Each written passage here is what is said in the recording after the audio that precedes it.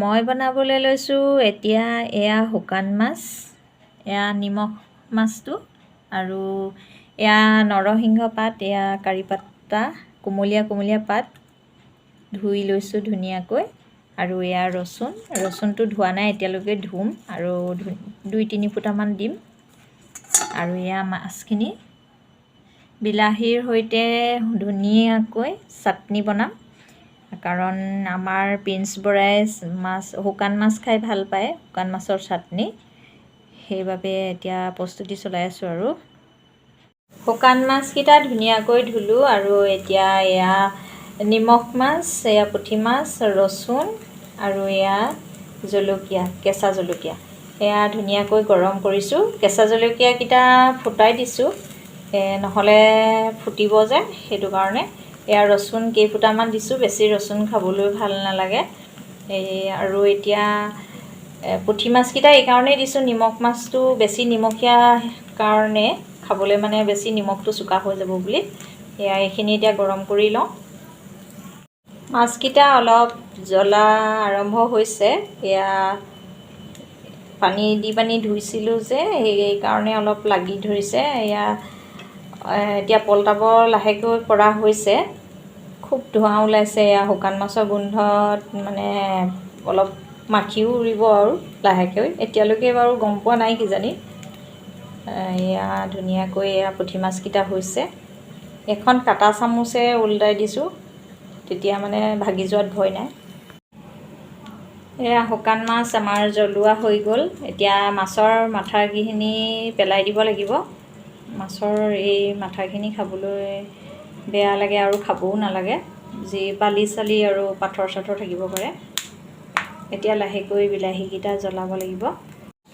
মাছ জ্বলোৱা হৈ গ'ল। এতিয়া সেই মাছ জ্বলোৱা টাৱাখনতে মই মাছকেইটা নমাই এতিয়া বিলাহীকেইটা দি থৈছোঁ। এই বিলাহীকেইটাৰ ওপৰত অলপ নিমখ ছটিয়াই দিছোঁ। এতিয়া বিলাহীকেইটাও সেই একেধৰণেই গৰম কৰিম টাৱাত। বিলাহীকেইটা গৰম হৈ গৈছে, এতিয়া ওলটাবলৈ চেষ্টা কৰিছোঁ। জুইত পুৰিলে বেছিকৈ ভাল হ'ব আৰু জলদি সিজিব। এনেকৈ হৈছে।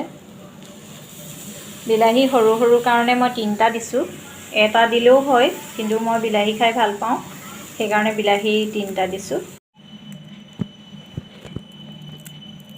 শুকান মাছকেইটা জ্বলাই হৈ গ'ল আৰু এতিয়া এয়া মাছৰ কাটাবোৰ আঁতৰাই এনেকৈ চাফা কৰি লৈছোঁ আৰু মাছৰ মাথাটোও আঁতৰাই লৈছোঁ। এনেকৈ ইয়াতে নৰসিংহ পাতৰ সৈতে জলকীয়া ৰচুন চব মিলাই পানি এনেকৈ ৰাখি লৈছোঁ আৰু পিচি পানি ধুনীয়াকৈ একেলগ কৰি বিলাহীৰ সৈতে একেলগ কৰিব লাগিব।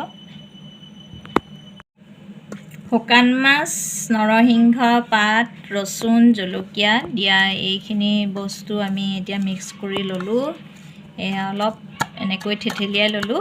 এইডাল মোৰ ওচৰত এক্সট্ৰা বেলনা লাঠি আছিলে আৰু এয়া বাতিটোতে এনেদৰে জলকীয়া দিয়াৰ কাৰণে হাতেৰে নিপিচি মই হাতখন জ্বলিব যে, এইটো কাৰণে এনেদৰে লাঠিডালে অলপ মিহি কৰি ল'লোঁ। আৰু এতিয়া বিলাহীখিনি মিক্স কৰিম। বিলাহীকেইটাৰ বাকলি এয়া ধুনীয়াকৈ এৰি গ'ল গৰম কৰাৰ পিছত। আৰু এতিয়া এয়া চাটনিৰ লগত এনেকৈ ধুনীয়াকৈ মিলাই দিম। এয়া ধুনীয়াকৈ সিজি গৈছে, এয়া একদম কোমল পানী হৈ গৈছে, জুইত পুৰা নিচিনাই হৈছে। শুকান মাছৰ চাটনি এয়া হৈ গ'ল। এয়া বিলাহী মিক্স কৰি দিলোঁ, এনেদৰে নৰসিংহ পাত, বিলাহী, ৰচুন, শুকান মাছ, জলকীয়া এয়া হৈ গ'ল। বিলাহী নিদি এনেকৈ নেমুও দিব পাৰে। নিমখটো কম পৰিমাণে দিব লাগে, নিমখীয়া মাছ লৈছোঁ সেইবাবে।